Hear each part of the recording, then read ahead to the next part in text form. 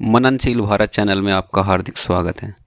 दोस्तों, ये हमारा नया चैनल है, कृपया इसे प्रमोट करें। आज हम बात करेंगे अर्पित द्विवेदी के एक वीडियो की, जिसमें वो आयुर्वेद और एलोपैथी का कंपैरिजन कर रहे हैं। आप खुद ही देख लीजिए वो क्या बोल रहे हैं। मुझे नहीं पता इनकी क्या प्रॉब्लम है। मॉडर्न मेडिकल साइंस में दवा की परिभाषा बड़ी स्ट्रिक्ट है।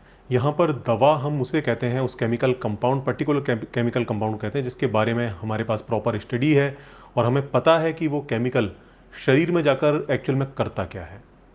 हम ऐसे ही किसी भी बंच ऑफ केमिकल को दवा नहीं कह सकते जिसके बारे में हमें पता ना हो कि वो एक्चुअल में बॉडी में जाकर वो सब केमिकल्स क्या करने वाले हैं। सबसे पहले ये बोल रहे हैं कि एलोपैथी मेडिसिन में दवा की परिभाषा बड़ी स्ट्रिक्ट है। यहाँ दवा उसको कहते हैं, उस पर्टिकुलर केमिकल कंपाउंड को कहते हैं जिसकी प्रॉपर स्टडी हमारे पास है कि वो केमिकल कंपाउंड हमारे शरीर में जाकर क्या रिएक्ट करने वाला है। वाह भाई वाह। लेकिन भाई, कितनी दवाइयाँ 10 साल 20 साल के बाद बैन करनी पड़ रही है। पता नहीं कितने लाखों करोड़ों लोगों ने उन दवाओं को खाया होगा, ये सोचकर कि इन पर तो प्रॉपर स्टडी हो चुकी।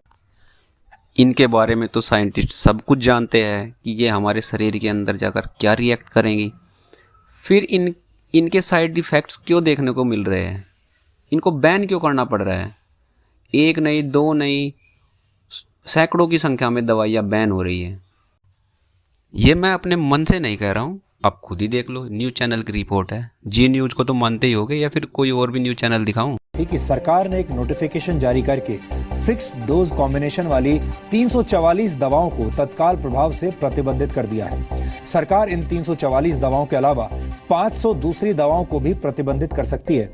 इनमें वो एंटीबायोटिक्स भी शामिल हैं जो कई बार आपको ओवर द काउंटर यानी बिना डॉक्टर का पर्चा दिखाए मिल जाती है। लेकिन आपको जानकर बहुत हैरानी होगी कि देश के 80% डॉक्टर मरीजों को अब भी प्रतिबंधित सूची में शामिल दवाएं लिखकर दे रहे हैं। चलिए आगे देखते हैं, आगे क्या कहते हैं वीडियो में। और आयुर्वेदा के संबंध में यही चीज़ है, क्योंकि जो आयुर्वेदिक जो दवाइयाँ हैं वो कोई पर्टिकुलर केमिकल कंपाउंड नहीं है।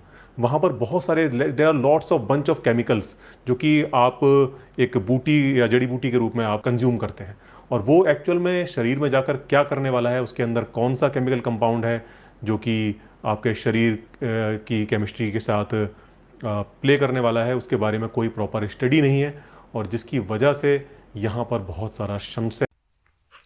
मेरे भाई, जिसे तुम बोल रहे हो कि आयुर्वेद में प्रॉपर रिसर्च करके दवाइयाँ नहीं बनाई जाती, ये तुम्हारा अधूरा ज्ञान है और ना समझिए। आयुर्वेद के रिसर्च हजारों हजारों साल से लगातार ऋषियों के द्वारा किए जाते रहे, जिसे उन्होंने पुस्तकों, ग्रंथों जैसे चरक संहिता, सुश्रुत संहिता आदि के माध्यम से वैद्यों तक पहुंचाया, जिसकी ऑथेंटिसिटी इस बात से पता चलती है हजारों साल बाद भी उन्हें बैन करने का कोई कारण नज़र नहीं आता। हजारों साल में कुछ लाख लोगों ने तो इन्हें खाया ही होगा। किसी के ऊपर तो दुष्परिणाम देखने को मिलते, जैसे कई हार्ट पेशेंट को लंबे टाइम तक मेडिसिन लेने के बाद किडनी, लीवर की समस्या आम बात हो गई है। इसी वीडियो में आगे अर्पित जी बात करते हैं कि हर्बल मेडिसिन के साइड इफ़ेक्ट देखने को मिलते हैं। आपकी जानकारी के लिए बता दूं, हर्बल मेडिसिन ये भी मॉडर्न मेडिकल साइंस की ही देन है। आयुर्वेदिक मेडिसिन उन ग्रंथों का सार है जो ऋषियों द्वारा निर्धारित पैरामीटर के आधार पर बनाई जाती है, और उसमें कोई भी फेरबदल हजारों साल से करने की ज़रूरत नहीं पड़ी। और मॉडर्न मेडिकल साइंस के आधार पर कुछ कंपनियों ने हर्बल मेडिसिन बनाना शुरू कर दिया। उसके पैरामीटर्स किसी सुश्रुत संहिता से मैच नहीं कराए, और उसके दुष्परिणाम आज हमारे सामने थोड़े थोड़े करके आने शुरू हो गए हैं, क्योंकि ये तो घूम फिर कर मॉडर्न मेडिकल साइंस की ही देन है। और आगे फिर अर्पित जी बोलते हैं, आयुर्वेद में दवाई के अंदर बहुत सारे केमिकल पाए जाते हैं, जबकि एलोपैथी में सिम्टम्स के आधार पर केमिकल तैयार किए जाते हैं। अरे मेरे भाई, आयुर्वेद बहुत डीप साइंस है जो तुम्हारे बस की बात नहीं है। ऋषियों ने बहुत गहराई से इस प्रकृति को और प्राणी शरीर को समझा और पाया कि हमारा शरीर नेचर के अनुकूल है, इसलिए उन्होंने नेचर से ही मेडिसिन को सीधे ग्राइंड करने का तरीका बताया। क्योंकि ये बात आज सभी डॉक्टर भी मान रहे हैं कि अगर शरीर में किसी न्यूट्रिशन की कमी होगी तो रोग पैदा होगा, और ऋषियों ने पूरा आयुर्वेद इसी पर आधारित बनाया। आयुर्वेद रोग को ख़त्म करने पर नहीं, शरीर को रोग से लड़ने के लिए तैयार करता है। इसका एक उदाहरण आपने कोरोना टाइम में भी देखा होगा। एलोपैथी वायरस को ख़त्म करने पर जोर दे रही थी, जबकि आयुर्वेद केवल इम्यूनिटी बढ़ाने पर काम कर रहा था। और ये बात सभी को पता भी चली कि जिसकी इम्यूनिटी अच्छी थी वो तो बीमारी नहीं हुए या फिर जल्दी ठीक हो गए। मोस्टली केसेस में ऐसे लोग जिसकी इम्यूनिटी अच्छी है वो गंभीर बीमार होते ही नहीं है। तो मेरे भाई, इसको कहते हैं चिकित्सा। आयुर्वेद बीमार होने से पहले भी काम करता है और बीमार होने के बाद भी, जबकि एलोपैथी केवल बीमारी के बाद शुरू होती है।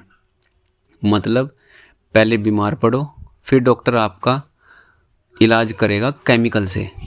आपके अंदर तरह तरह के मैन मेड केमिकल डाले जाएंगे और कुछ टाइम बाद पता चलेगा कि केमिकल तो वो जो केमिकल आपके अंदर डाला गया था वो तो बैन हो गया है, क्योंकि उससे कैंसर हो रहा था।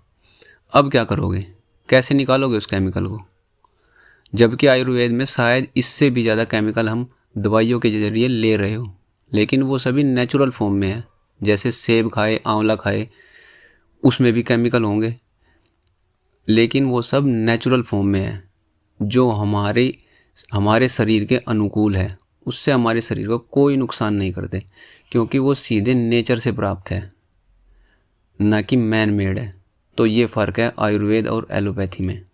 जवाब तो अभी बहुत देने हैं, लेकिन ये वीडियो ना ज़्यादा लंबी हो गई है, इसलिए अगली वीडियो का वेट करो। और मेरे आयुर्वेद के शुभचिंतक भाइयों, आपका बहुत बहुत धन्यवाद। कृपया हमारा हौसला बढ़ाने के लिए चैनल को सब्सक्राइब करो और लाइक करो और शेयर करो। धन्यवाद।